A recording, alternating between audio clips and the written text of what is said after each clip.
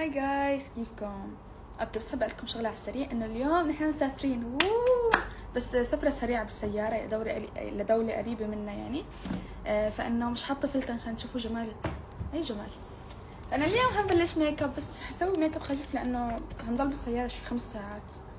هيدوب الميك اب بوجهي، ما في داعي يعني احط ميك اب ثقيل يعني. فانه لا انا وراي عم ضبط اغراض.